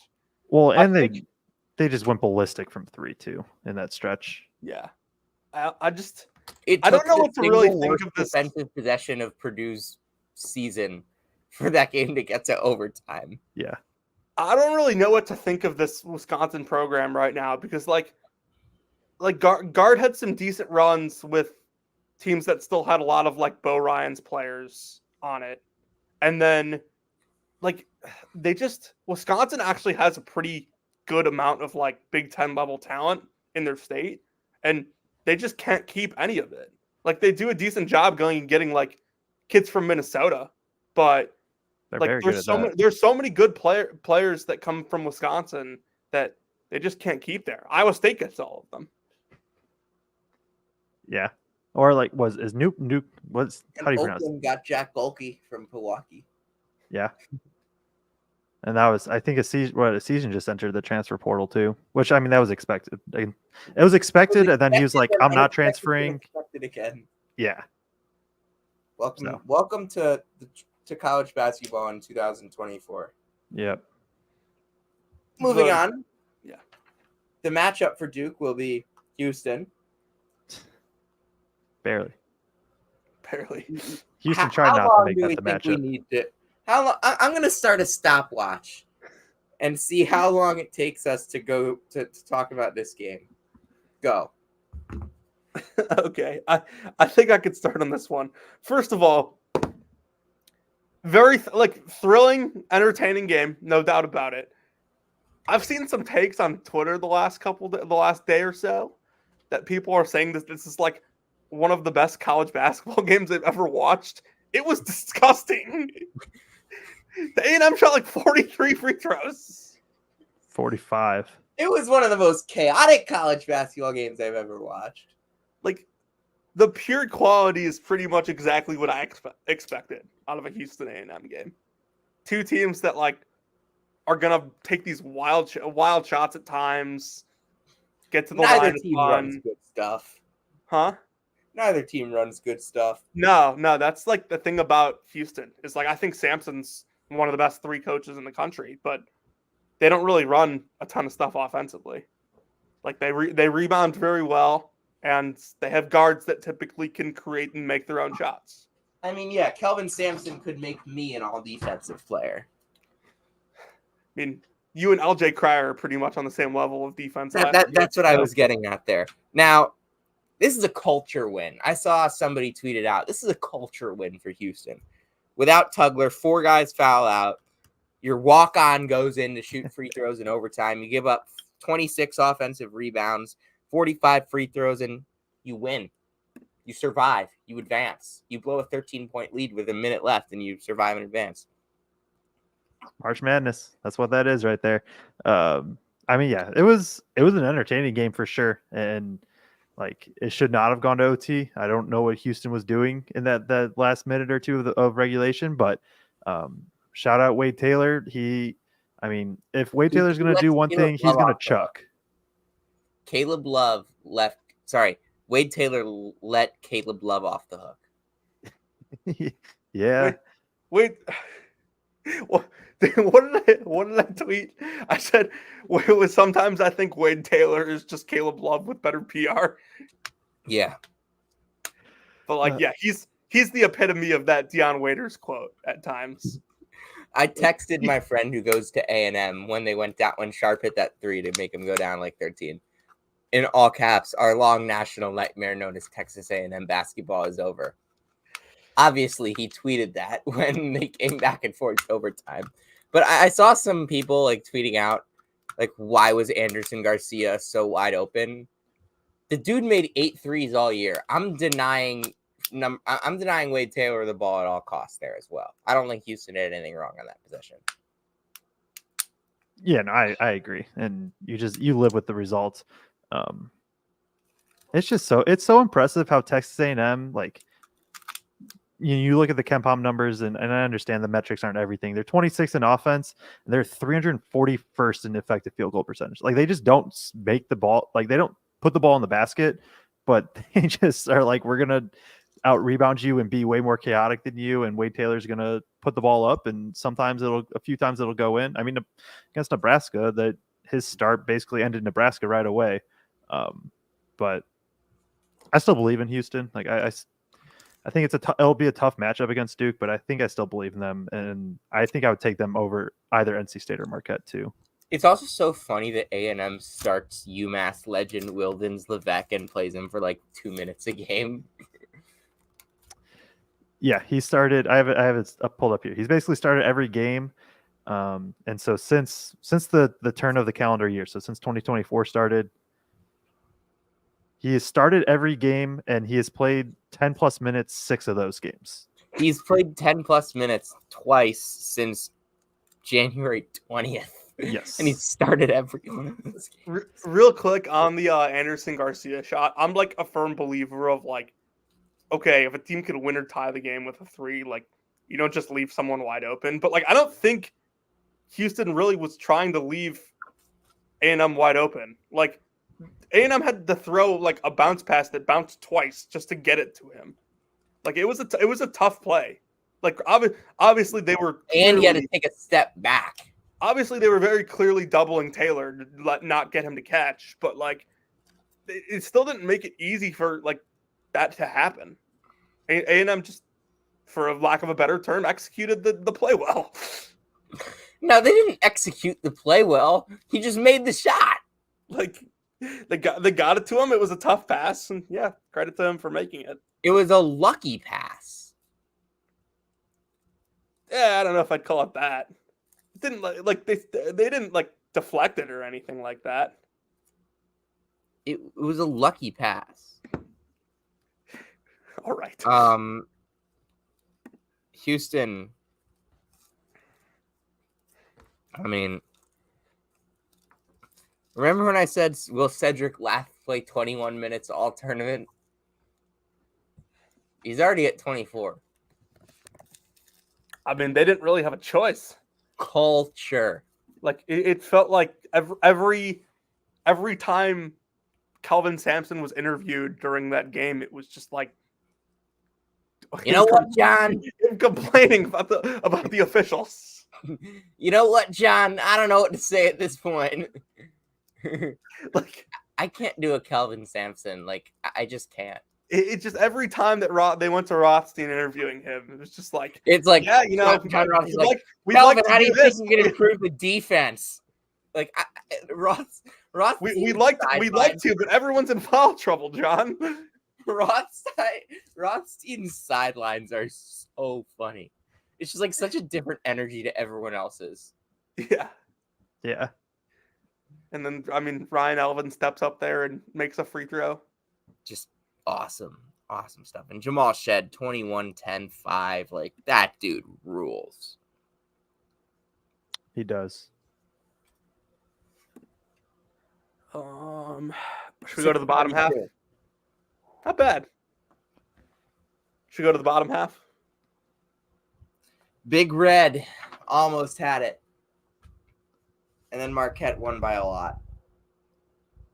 And then we had the craziest basketball game to ever basketball. Dude, those teams could not miss. Shout out friend of the program, Walter Clayton Jr., for Marcus paging. And KJ Simpson got the role. This is what I said. I said Florida would struggle with defending the paint without Micah, because it put an inordinate amount of stress on the freshmen Condon and Hall to just make it happen. And like they got completely bullied in this game. I still have like no idea how Florida ended up getting back into that game. No idea. I was so locked in on Auburn Yale. I had no idea. It felt like 1 second Florida was down like 12, and the next Clayton was coming down the court to tie the game with like 10 seconds left. Yeah, I mean, I was watching Auburn Yale, and like I was so focused on Auburn Yale. I was in the sports book, so I was seeing all the games, but like I was so locked in on Auburn Yale that I just didn't see the comeback. And I'm like, oh wait, it's a 3-point game now. Oh my God, Walter Clayton Jr. is in a 77,000 footer, and the game is tied. Yeah, I mean that was a fun game. I wasn't like watching on court, but I was underneath in the concourse at that point, getting ready for like the Purdue game coming up next. Oh, right, that was in Indy. Yep. So I was there, and just the energy was fun. That game, I mean, even Colorado Marquette, that one I did watch live there. That was fun too.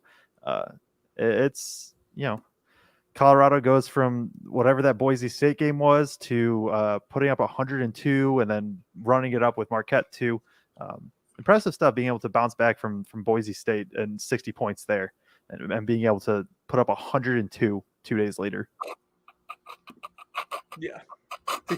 Colorado was a good basketball team, played a lot of good offense. Sam's laughing at something I just sent him on Twitter, so don't mind him. But Colorado, like, it annoys me that I never really got like kind of on them during the middle of the season, because they had elite point guard play, they had an NBA draft pick, they had a physical Two big. NBA draft picks. Yeah. I said this last time. I told you De Silva's a draft pick last time we did this. Which is funny, because I actually think De Silva's a better draft prospect than Cody Williams. But like, I for some reason keep forgetting him. Yep. I'm a huge De Silva guy. He's good. NC State. Also, Tyler Kolek looks like fine, like pretty healthy. So. Yeah. Absolutely agree. I hate this NC State team so much. Oh my god, they need to just die already. Marquette will get him on Friday. I'm pretty confident in that. You guys not DJ Burns fans? Okay, so here's the thing, and we said this last week, and of course, like, we were wrong. They go on a run, but I don't really get where all this like DJ Burns stuff is coming from. He was in the tournament last year, and nobody cared. I guess it's just the combo of the run they made, and he's just like this. I mean, he's not a big guard, right? He's not that, but like he has the. I think if you're a big dude like him and you can pass the ball well, that just automatically bumps you up. Like, yeah, no, and like Travion Williams was better. Man But like, he's a good Travion Williams' entire career legacy is tainted because of one Greg Waddell tweet. I don't care. I don't know if I saw this tweet. It was. Hold on. Let me find it. This is like one of Sam and I's favorite tweets ever. And like we're both big Travion Williams guys. It was. Remember when we had to pretend Travion Williams was an all-time unselfish guy for sending Zach Edey to the bench for 20 minutes a game just to dream shakes and dribble off his foot? And we were like huge Travion Williams fans. Yeah, that's fair. Yeah, I think Marquette will finally be the team that like puts Burns in like a lot of ball screens, and and Kolek will kind of pick them apart. Yeah, I don't know how NC State guards the Kolek Igudaro like 2-man game. Like I physically don't know how they do it. They will find a way, the most demonic way possible. And Kevin Keats is going to get a 10-year extension, and I'm going to celebrate. He already has gotten like an automatic 2-year extension for winning the ACC tournament. Dude, I remember texting. I sent in the Trilly Discord like a message that was like, "We're 5 minutes away from 5 more years of Kevin Keats ACC bros." Yeah, I'm personally. I'm as a Duke fan, I'm glad he's staying in the league. Fair. Shout out Oakland. Shout out Jack Golke. Yep. Cal sucks. the quotes from his like post game presser, and then like Mitch Barnhart today just like tweeting out like, "Yeah, we spoke with Cal. Like he's returning for next basketball season." It's like for the record, like I do think Kentucky will be like monumentally better defensively next season with the guys they're bringing in. I mean, it's hard to be worse. But like, I'm talking like at least 50 spots in Ken Palm better. If they're not, there's a problem. Yeah, I do agree with that. Like, I'm interested to see what they do in the portal, if any of these guys stick around, because like I do think there's some value in bringing back Onyenso and Thiero, like guys that you can realistically keep. But like, it's just he needs to like actually figure out like roster construction this time around. Yep. And I'm sure I'll turn around in September and like Kentucky fans will be spewing something about on Twitter about how like Reed Shepherd wasn't actually that good.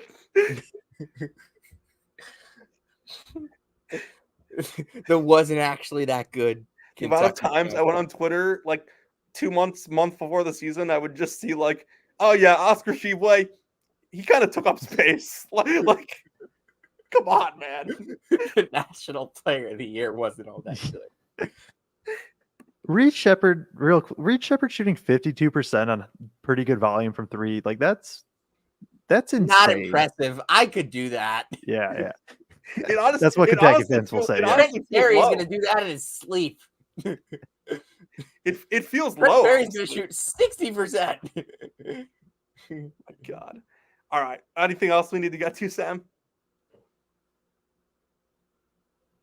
The trees. Yeah, Indiana They're State, going to baby. Hinkle. Semifinals. The second best team in the state of Indiana.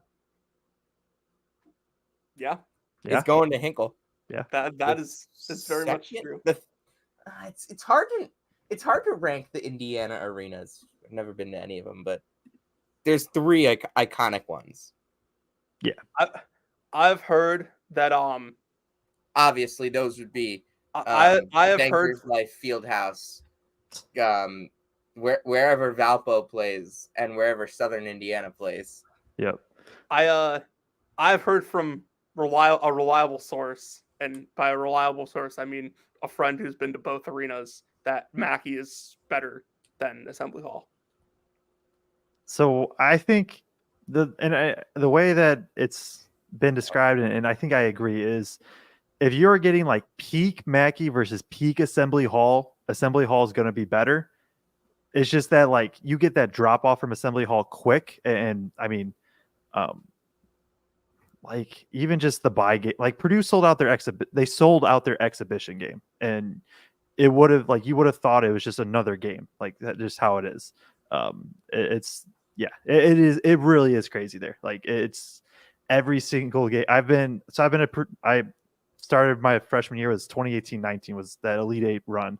Man, what the vibes in the watch party went down very, very quickly against Virginia. But like from there, I literally haven't been to a non-sellouts in all my time. So 6 years or whatever, being a fan. It really is crazy. Yeah. Moving on. Search season.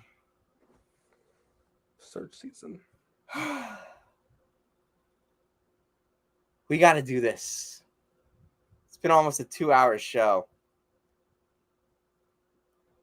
A great hire from Cal Poly the other day. They hired Mike DeGeorge from Colorado Mesa. You definitely didn't think I was starting with Cal Poly. No, I did not. I'm just going down the list here. Mike DeGeorge is someone called him the Tobin Anderson of the West.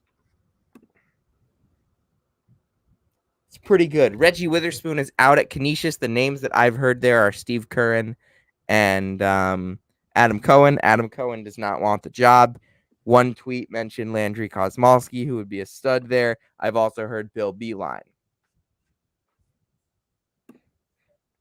Central Arkansas, John Schulman from Alabama Huntsville. I don't know anything about him.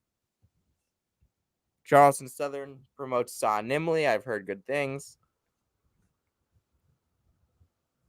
All right, here's where we get started. Coastal Carolina brings in Justin Gray. Any thoughts? Not a super long track record, right? At Western. They had a good year. Brian Earl's gone. We'll get into that with William and Mary. I haven't heard any names on Cornell. They'd be wise to look at the NYU coach, in my opinion. Klatsky, I think is his name. I think there were some people on Twitter the other day that were acting like it would be an upgrade for Matt Langle to take that job, which it would not be. Like, neither of those jobs are good. No. Colgate's a shit job. Cornell's a shit job. But he has a free route to the tournament every year. Yes. He has a route to making people believe that they will win an NCAA tournament game every single year. And then 37 years later, they're going to lose by 17 to third-seeded Notre Dame, coached by Braden Shrewsbury. Chris Holtman, we've talked about. Shout out Keith Dambrot. Yeah. Craig Doty to Houston Christian. Okay. Not moved. Paul Corsaro. Joe, do you know anything about him at UIndy? No, I don't. All right. What the hell was the deal with Marshall? I was like reading some of that, like didn't really understand it. Do you like Sam? What do you think? I mean, Like, do you have any idea what like all this stuff's D'Antoni's about? like 100, so like I get him stepping down. Yeah, but like 2-year deal, really? Ryan Ritter at Mercer, I think, is going to do really well. I heard someone say that that's a really he's a just X's and O's genius. Dusty May to Michigan. Now, you start here, Sam. I think I'm not just saying this because he follows me on Twitter. A tremendous young head coach. Is he even still a young head coach? I mean, I feel like for coaches, he's pretty young, right? He's 47. That's young for a head coach. I had the chance to cover him in New York last year, and I was blown away with just how good his answers were, and just how appreciative he seemed to be for the coverage. And I watched his basketball team play that weekend in New York, and I'm like, these dudes are running through a wall for each other. This year, I think they kind of coasted, but they say they bring back Nelly, maybe Elijah, maybe Vlad, maybe those three go to Michigan. That's three of the most talented. That's one of the most talented big threes in the league. And I think he'll be able to get them to buy in because now they have something to prove. Yeah. I just look, he took Florida Atlantic, a place that had won 66 games in the 6 years before he got a job. And he won 64 games in his first 4 years. And then 60 in his next 2. I just hate that people are there are people that are oh well, if you take away the Final Four year, this isn't he took FAU to a Final Four. They had never they had sniffed the NCAA tournament one time before he got there. He won. They made it once under Sidney Green in 2002. Yeah, when he got there, it was one of the worst jobs in all of college basketball. And now their fans think they can hire Josh Schertz. Yeah. Yeah, I mean, Michigan just needed something. He went there. He moved to Boca because his parents forced him to move there to play tennis, and he hates his parents. Do you not read articles? To be fair, that's one of the only articles I read. Actually, I read a lot of articles this year. That was one of the only ones that I read start through finish, straightforward, super fast. That article had me locked in. Yeah, that was. I read that one too. That was a good article. I think it was CJ Moore at The Athletic. Yeah, he's a good writer. He puts out good stuff. But Michigan just needed just any sort of cohesiveness, coherence, just direction,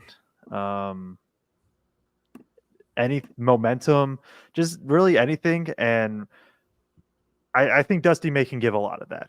I think he's whatever you want to take from the Final Four run or not. And I understand that they're one maybe bad whistle away in that first round of not making that run.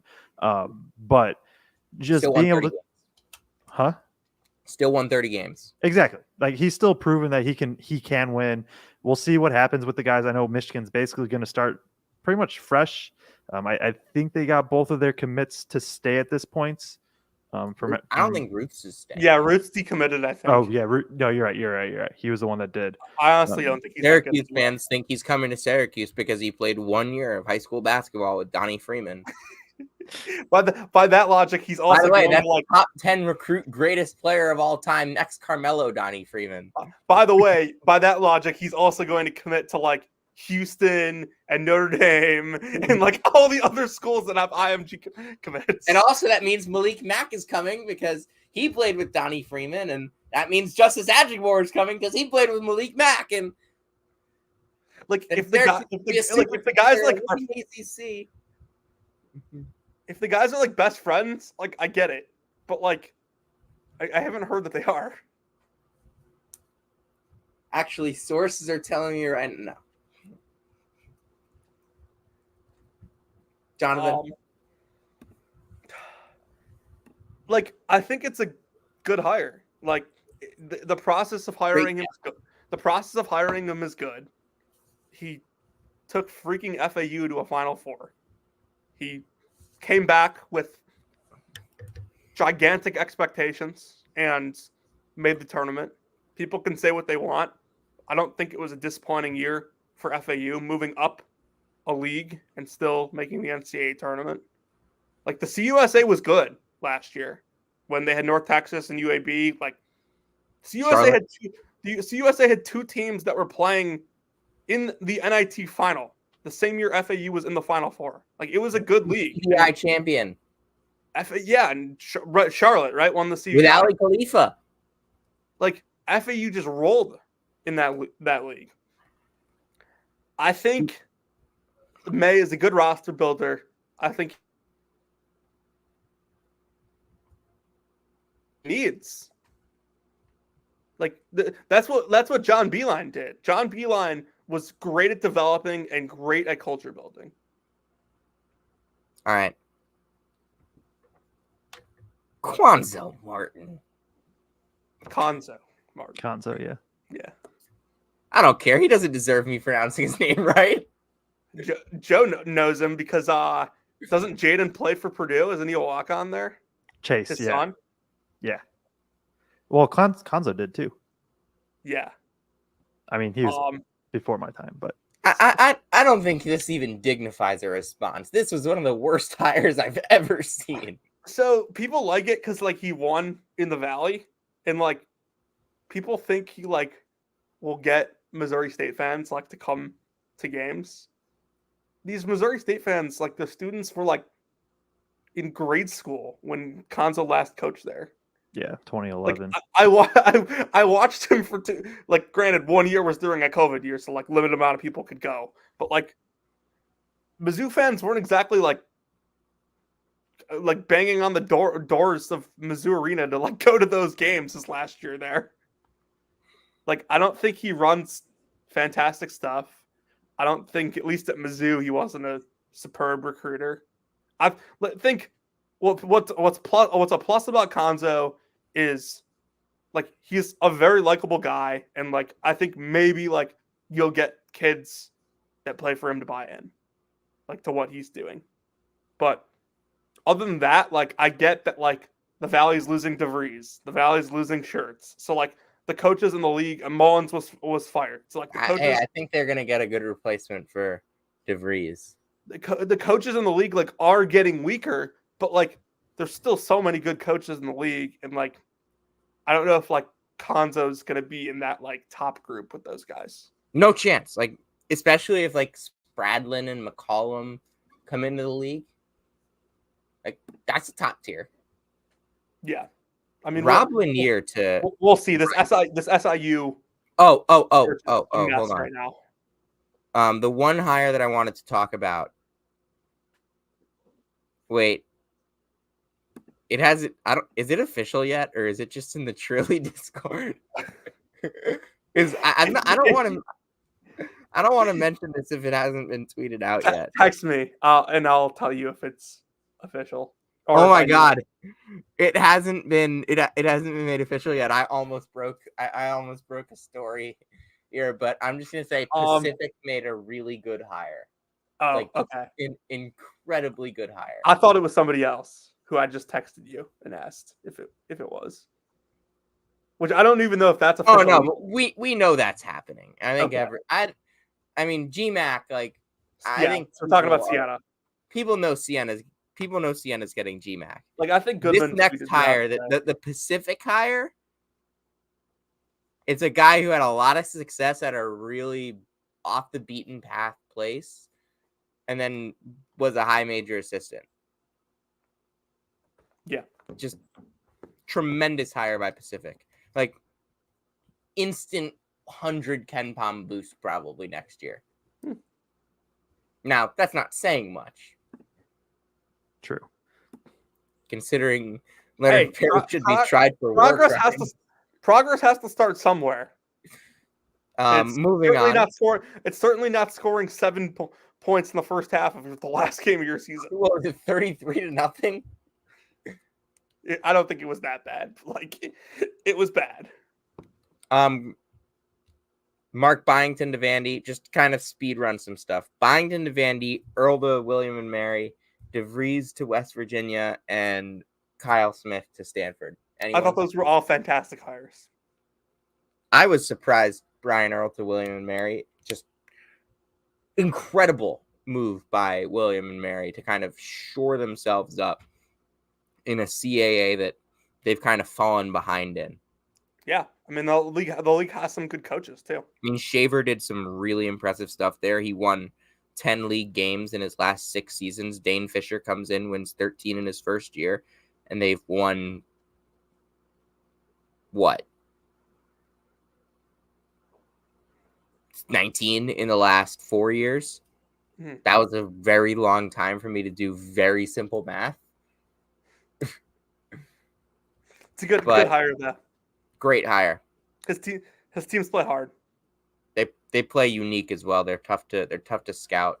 They'll be fun. They'll be good next year if they get good talent. Kyle Smith out evaluates everybody. He'll have to do that again at Stanford. Byington. It'll work. Sprinkle. I'm a huge Sprinkle guy. Darian DeVries. Teams can win with offense or defense. They'll probably also have one of the best players in the country next year. Yeah, I mean, they may have an All-American just by bringing along his son. I wonder how good Alan Huss's son is, because the Creighton tree is really good. I'm going to make this joke a million times. I think this is already the 3rd time I've said it on the pod. All right, we've been going for almost 2 hours here. It's 1:30. You want me to take us out? Joe, anything? No, I'm good. Jonathan? All right. If you came to hear about Tyler Self and where he's working, you came to the right place. If you came to hear about old Greg Waddell tweets, you came to the right place. And if you came to hear about Caleb Grill and what he's up to, you came to the right place. This is season 4, episode 58 of Brackets, Bubbles, and Bid Stealers. We'll see you next time.